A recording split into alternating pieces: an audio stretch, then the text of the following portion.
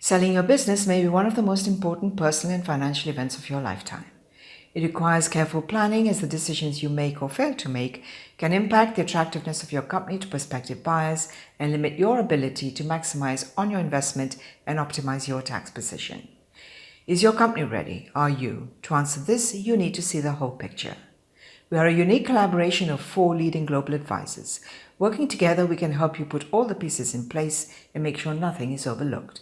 We are Exit Plus. Hi, I'm Shahnaz Nasser with Dentons, and I'm delighted to be joined from New York by Eric Gelb at PKF O'Connor Davis, from London by Chris Rose at Dentons, from Amsterdam by Mark Carmichael at STS Capital Partners, and from Washington by Chris Opie at Bernstein Private Wealth Management. In this episode of the Ask Exit Plus series, we will look at ways to identify your theoretical best buyer and the impact it has on the sale process. Mark, what are the kind of buyers one should be looking at, and in your opinion, what are the pros and cons for each one? Shahnaz, that's a big topic. I think we could spend a lot of time on this question alone, as there's a lot to unpack here.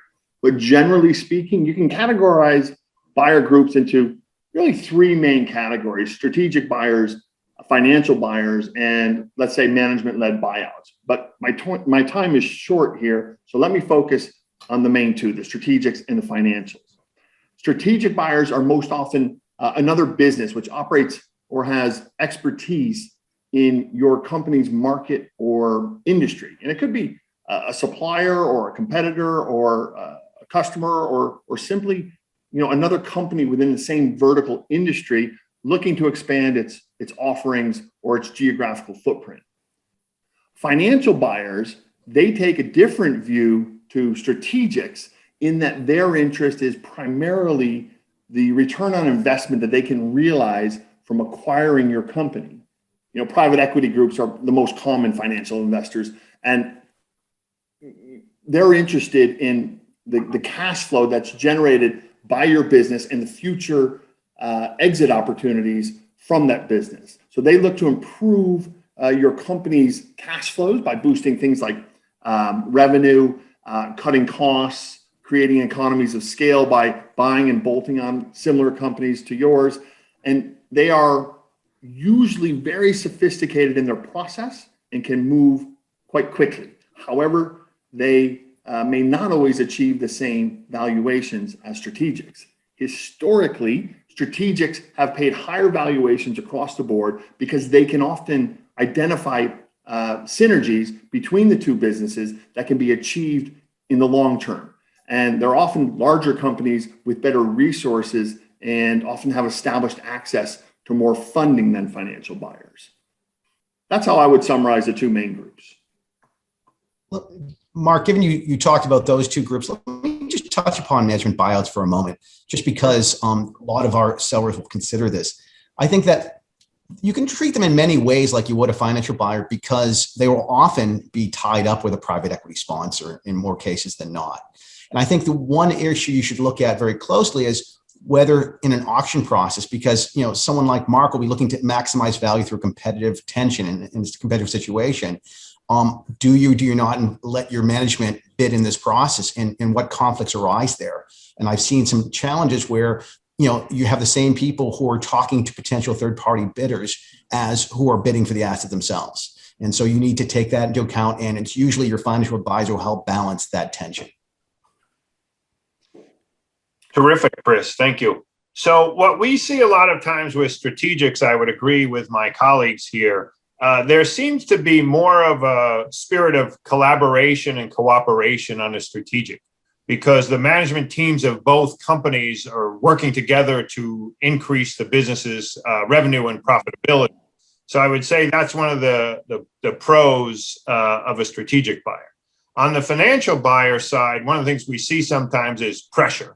So they are, as you were saying, often the investment comes from a private equity or venture capital fund, and therefore that stresses, or there's a higher emphasis on getting a return, a positive return on investment in 3, 5, 7 years, and then doing an exit.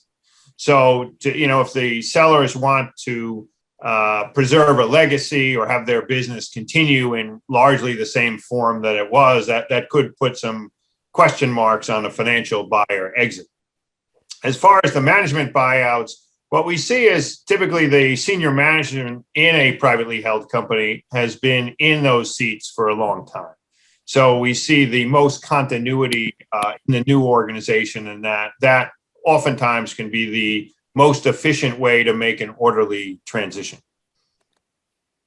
Thanks, Eric. I mean, I'll just add from my perspective, I think that you can maximize the number of potential ideal buyers by understanding what your limitations are. And so by quantifying what you need to get out of a deal, hopefully it level sets at your end, at the seller's end, such that you're ready to receive as many numbers of potential partners offers as possible.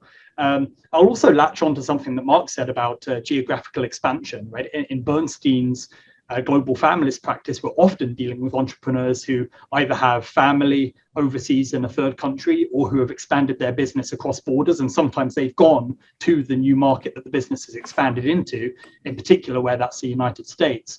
And from that arises a lot of additional complications, both tax and regulatory, but also occasionally cultural. And I think that in thinking through your best buyer, ultimately, it's somebody who you have a shared understanding and ideally a basis of trust with, so that you can get through the deal process with as minimal stress and difficulty as possible, recognizing that it's always a challenge. Thank you, Chris. Some valuable insights from the team shared here today.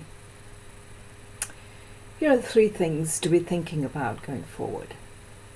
Understand your limitations. This will help you to maximize the number of potential ideal buyers.